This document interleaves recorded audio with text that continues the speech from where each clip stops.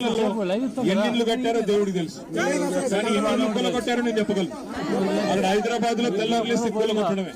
మహబూబ్ నగర్ లో పాపం కాళ్ళు చేయాలి చక్కగా లేని వాళ్ళు, దివ్యాంగులు, వాళ్ళు కట్టుకున్న కాళ్ళు 150 ఇంట్లో ఉంటే వాళ్ళ మీద కూడా పోయి ఇట్లా పొద్దుపోయి కూలగొట్టారు. మీ దగ్గర 4000 మంది పోలీసులు వచ్చినారు. ఒకటి కాదు, శత్రు దేశం మీదకి దండయాత్రకు పోతారు చూడు, అట్లా వచ్చి తెల్లారి పూట నోటీస్ ఇవ్వకుండా మీ మీద వచ్చి దాడి చేసి మీ నోటికాడు బుక్క లాగేసుకుని ఇవాళ మీ పిల్లలు చదువుకునేటోళ్ళు ఉన్నారు. వాళ్ళు పరీక్షలు రాసే టైం ఇవాళ మిమ్మల్ని రోడ్డు మీద పాడేసింది ప్రభుత్వం. నేను అందుకే అంటున్నా, ఇందిరమ్మ రాజ్యం ఇందిరమ్మ రాజ్యం అన్నారు. ఇందిరమ్మ రాజ్యం అంటే ఇల్లు కొలగొట్టడం.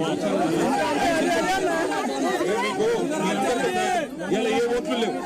నేను రాజకీయం కోసం రాలే. కేసీఆర్ సార్ చెప్పాడు, మీకు చెప్పమన్నాడు కేసీఆర్ సారు. మళ్ళీ మీకు ఇదే వెలుగుమట్లలో ఇదే జాగలో మీకు ఇల్లు కట్టించి మళ్ళీ గృహప్రవేశం కూడా మేమే చేయాలి.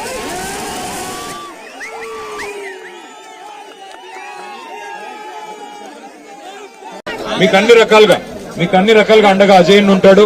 మా గాయత్రి రవిచంద్ర గారు ఎంపీ గారు కూడా ఉన్నారు, ఆయన కూడా ఉంటారు. మేము కూడా మళ్ళీ దయచేసి నిన్ననే మేము రావాలి నిజానికి ఇక్కడ, కానీ పోలీసులను పెట్టి అధికారులను పెట్టి ఆటంకాలు కల్పించి ఇవాళ మేము ఇక్కడికి వస్తుంటే కూడా మిమ్మల్ని ఇక్కడికి రానికుండా చేసినారు. మిమ్మల్ని అక్కడ బంధిస్తే మీరు గోడలు దిక్కు వచ్చిన వాళ్ళు ఉన్నారు. ఇక్కడికి మేము వస్తే ఇక్కడ మీరు రాకూడదు. ఏం భయం ఏంటి? నేను ఒకటే మాట్లాడుతున్నా, ప్రభుత్వం తప్పు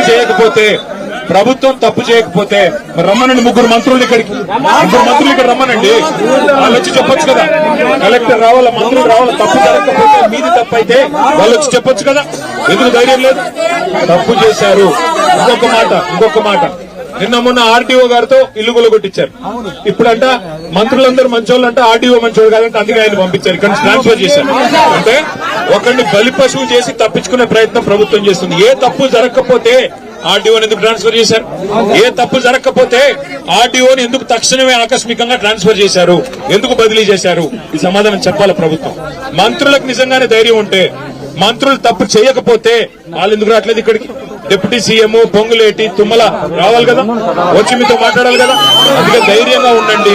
మీ కేసీఆర్ అని ఉన్నాడు మీ ఎంబడ, కేటీఆర్ అని ఉన్నాడు, మేము అందరం ఉన్నాం మీకోసం. ఎట్టి పరిస్థితుల్లో మీకు న్యాయం జరిగేదాకా మీతో ఉంటాము. కోర్టుకి పోదాం, మీకు అన్ని కాయిదాలు ఉన్నాయి, కోర్టుకి పోదాం. కోర్టుకు కూడా మీరు రూపాయి ఖర్చు పెట్టుకునే పనిలా మేము పార్టీ తరఫున మేము కొట్లాడతాం, మీకు మేము అండగా నిలబడతాం. దయచేసి ఐకమత్యాన్ని కోల్పోకండి, సంఘటనగా ఉండండి, ఒకటిగా ఉండండి.